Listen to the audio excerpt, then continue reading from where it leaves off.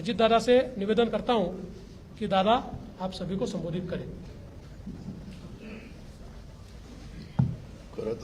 खरं तर देवेंद्रजींनी सर्व सांगितलेलंच आहे। मी फक्त एक खुलासा करू इच्छितो की मी माझ्या वेगळ्या कामाच्या करता दिल्लीला गेलो होतो, मी कुणाला भेटायला गेलो नव्हतो। तुम्ही मस्त चॅनलवाल्यांनी दादाला आज भेट नाकारली, उद्या भेट नाकारली। मी भेटायलाच गेलो नव्हतो तर भेट नाकारायचा प्रश्न येतो कुठं? मी गेलेलो होतो, या सगळ्यांनी माझी पत्नी सुनेत्रा पवारांना राज्यसभेवर सभासद केलेलं आहे। त्यांना 11 जनपद तो बंगला अलॉट झालेला आहे।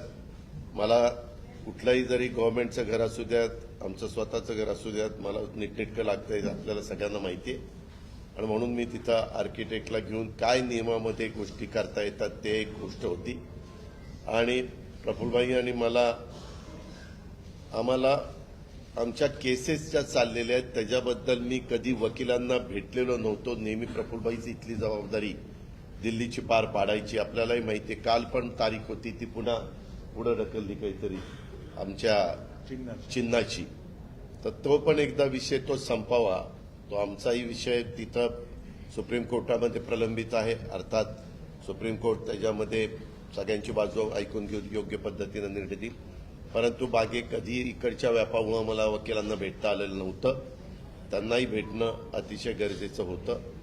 आणि अजून एक जवळच्या व्यक्तीचं नाते लग्न होतं। अशा 3 गोष्टीच्या करता मी गेलेलो होतो।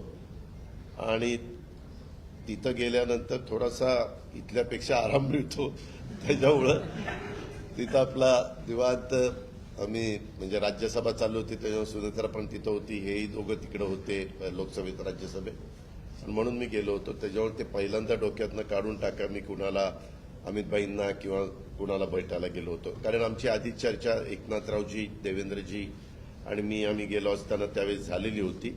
आणि तशा पद्धतीनं आता सगळ्या गोष्ट उद्याच्या शपथविधीच्या संदर्भामध्ये देवेंद्रजींनी सांगितलेली आहे। आम्ही सगळेजण मिळून महाराष्ट्राच्या सर्वांगीण विकासाच्या करता मनापासून प्रयत्न करू। आम्हाला अनुभव आहे, या अनुभवाचा फायदा राज्यातल्या सर्व समाजाला, सर्व जाती घटकाला कसा करून देता येईल। वेगवेगळ्या प्रकारचे गोष्टी घडत असतात, नैसर्गिक संकट येत असतात, त्याच्यातून आमचा शेतकरी अडचणीत येत असतो, परंतु त्याला पुन्हा त्याच्यातून कसं आधार देता येईल, बाहेर काढता येईल। आणि आता केंद्र सरकार पण त्या बाबतीत मागेही बरोबर होतं, आताही बरोबर आहे। आता 5 वर्ष आता ते अतिशय चांगलं बहुमत आहे की त्याच्यात आता कुठेही आम्हाला तिघांना पण ह्याला सांभाळा, त्याला सांभाळा, हा तिकडे गेला, हा रुसला, हा फुगला, आम्ही रुसून फुगून देणारच नाही। पण असं फार काही तिथं वेळ देण्याची जबाबदारी येणार नाही, ती चंद्रशेखर बावनकुळे आणि सुनील तटकरे त्यांच्या स्तरावर पार पाडतील। आम्ही सरकारचं काम उत्तम पद्धतीनं पार पाडण्याचं काम मनापासून करू। आणि जो आश्वासनं कालच्या आम्ही निवडणुकीच्या काळामध्ये दिली गेलेली आहेत ती आश्वासनांची पूर्तता करण्याच्या करता आम्ही योग्य पद्धतीनं राज्याला पुढे नेण्याचं काम करू। आणि राज्य देशामध्ये सगळ्या राज्यांच्या मध्ये महाराष्ट्राचा एक वेगळा नावलौकिक आहे, जो पहिल्यापासून स्वर्गीय यशवंतराव चव्हाण साहेबांनी सांभाळलेला आहे।